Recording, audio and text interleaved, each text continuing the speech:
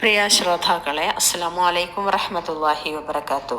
ഇന്ന് ഞാൻ നിങ്ങളെ കേൾപ്പിക്കുന്ന പ്രാർത്ഥന ഇരു ലോകങ്ങളിലും നന്മ ലഭിക്കാൻ ഉതകുന്ന ഒരു പ്രാർത്ഥനയാണ്. പ്രാർത്ഥന ഇങ്ങനെയാണ്: അല്ലാഹുമ്മ ബിഇൽമികൽ ഗൈബ വഖുദ്റതിക അലൽ ഖൽഖി അഹ്യിനി മാ അലിംതൽ ഹയാത ഖൈറൻ ലി വതവഫനി ഇദാ അലിംതൽ വഫാത ഖൈറൻ ലി.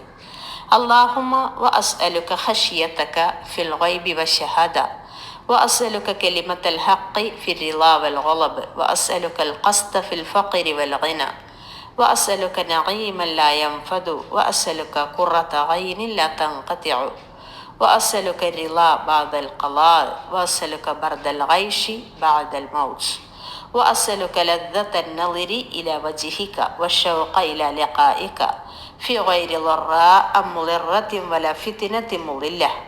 അല്ലാഹുമ്മ സയ്യിനാ ബിസീനത്തിൽ ഈമാൻ വജഅൽനാ ഹുദാത മുഹ്തദീൻ. പ്രാർത്ഥനയുടെ അർത്ഥം നോക്കാം. അല്ലാഹുവേ, നിന്റെ അദൃശ്യജ്ഞാനവും ദൃശ്യങ്ങളുടെ മേലുള്ള നിന്റെ കഴിവും കൊണ്ട് നിന്നോട് ഞാൻ ചോദിക്കുന്നു. ജീവിതം മാത്രമാണ് എനിക്ക് ഉത്തമമെന്ന് നീ അറിയുന്നിടത്തോളം എന്നെ നീ ജീവിപ്പിക്കണമേ. മരണമാണ് എനിക്ക് ഉത്തമമെങ്കിൽ എന്നെ മരിപ്പിക്കുകയും ചെയ്യണമേ. അല്ലാഹുവേ, ജനങ്ങളോടുള്ള സാന്നിധ്യത്തിലും അസാന്നിധ്യത്തിലും നിന്നോടുള്ള ഭയഭക്തിയും നിന്നെ ഭയന്ന് തിന്മ വെടിയലും ഞാൻ ചോദിക്കുന്നു. അല്ലാഹുവേ, സന്തോഷാവസ്ഥയിലും കോപാവസ്ഥയിലും സത്യം പറയാനുള്ള കരുത്ത് നിന്നോട് ഞാൻ ചോദിക്കുന്നു.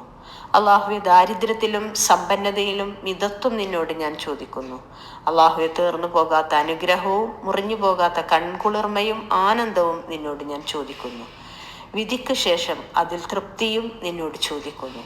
അല്ലാഹുവേ, മരണശേഷം പരലോക ജീവിത സൗഖ്യവും നിന്നോട് ചോദിക്കുന്നു. ഉപദ്രവം ചെയ്തോ ഉപദ്രവിക്കപ്പെട്ടു വഴികേടിലായോ കുഴപ്പത്തിൽ അകപ്പെടാതെ ജീവിച്ച് നിന്നെ പരലോക വിചാരണയിൽ കണ്ടുമുട്ടിയിട്ടുള്ള നിന്റെ മുഖദർശന മാധുര്യവും നിന്നോട് ഞാൻ ചോദിക്കുന്നു. അല്ലാഹുവേ, ഈമാനിൻ്റെ അഥവാ സത്യവിശ്വാസത്തിൻ്റെ മാനസിക ശാരീരിക സൗന്ദര്യം കൊണ്ട് ഞങ്ങളുടെ അഴക് കൂട്ടുകയും ഞങ്ങളെ സൽപാത പ്രാപിച്ച മാർഗദർശികളാക്കുകയും ചെയ്യണമേ. പ്രിയമുള്ളവരെ, ഈ പ്രാർത്ഥനയുടെ ശ്രേഷ്ഠതയും മഹത്വവും വിവരിച്ചുകൊണ്ട് സുഹൈബ് റളിയല്ലാഹു അൻഹുവിൽ നിന്ന് നിവേദനം ചെയ്യുന്ന ഒരു ഹദീസിൽ നമുക്ക് കാണാം.